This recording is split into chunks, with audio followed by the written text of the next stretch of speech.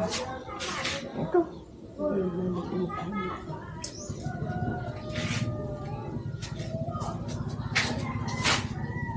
Kape.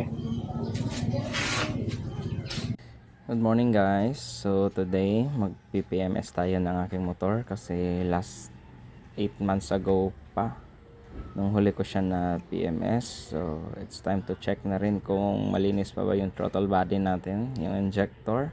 Then at the same time magpapalit din tayo ng oil filter, and then yung crucial is yung fuel filter kasi parang last 2 years ago ko pa ito last na palitan. So wala man tayong work ngayon, so ito muna titirahin natin. So kape muna tayo bago tayo mag-umpisa. Let's go. Fuel filter, spray, Shell Ultra fully synthetic LW40. Pero kape sa para para may energy. Di ka hugaw.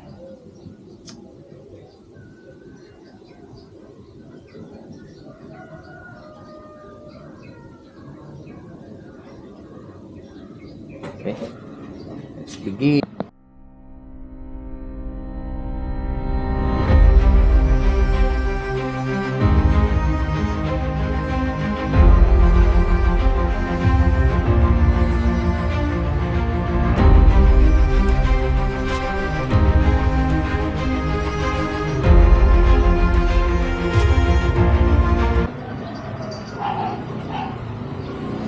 Okay.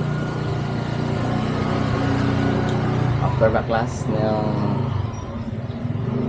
tangke, so ito na yung itsura. Semi-kalansay. But now, kailangan natin tanggalin yung airbox nito para makuha natin yung throttle body at ma-pull out natin yung injector kasi yun yung nilimnisan natin injector sa throttle body. Then check na rin natin yung spark plug kung anong kulay. Let's go. Sa nga pa lang, para makuha natin yung airbox, need natin tanggalin ito at saka yung rear wheel kasi hindi siya kakasya kung nandun yung rear wheel. So tanggalin natin yung rear wheel, then pull out natin yung airbox. So let's go again.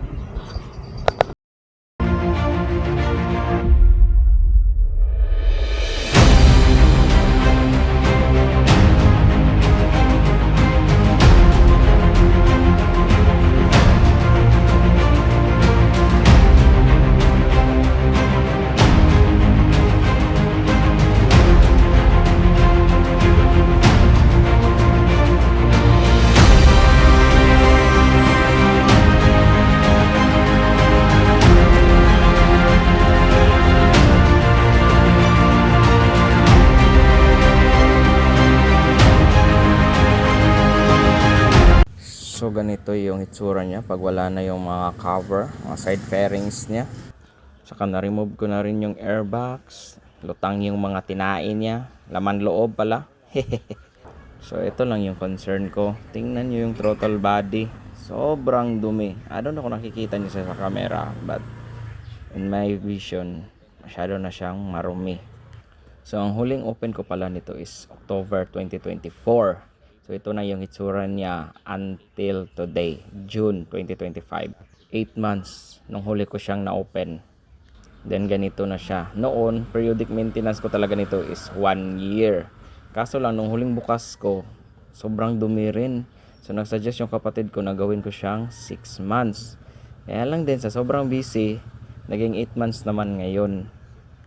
So tingnan nyo naman yung body, sobrang dumi rin. Naku!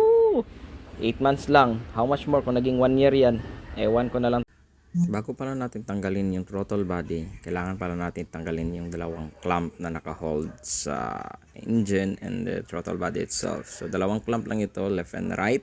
Luwagan lang natin yung tornilyo, then tuloy-tuloy na yan.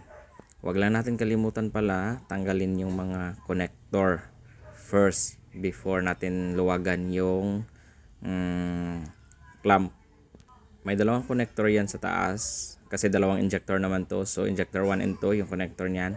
Then sa right side may connector din yan para sa throttle positioning sensor, at yung isa yung sa I don't know anong tawag doon. Basta dalawa, bali apat na connector lahat yan. Okay, let's go. Taran! So, eto na yung itsura niya after 8 months. Sobrang dumi talaga ng throttle body nito. Ay, nako talaga. Ang daming carbon deposit sa harap at sa likod. So, need natin to baklasin. Tanggalin muna natin yung injector rail. Tsaka yung dalawang injector. Then, linisan natin siya ng throttle body cleaner. Then, konting brush. And it should be good.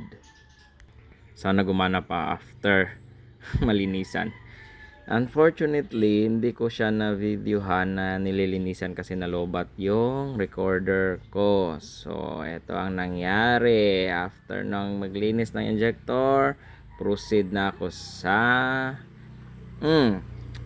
fuel pump.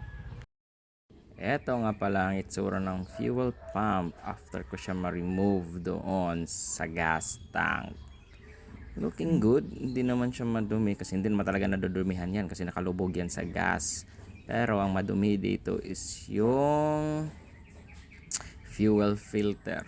So as I remember, parang 2 years ago after ko siya napalitan ng bago. So ngayon, ang gagawin natin is papalitan natin to ng bago, and then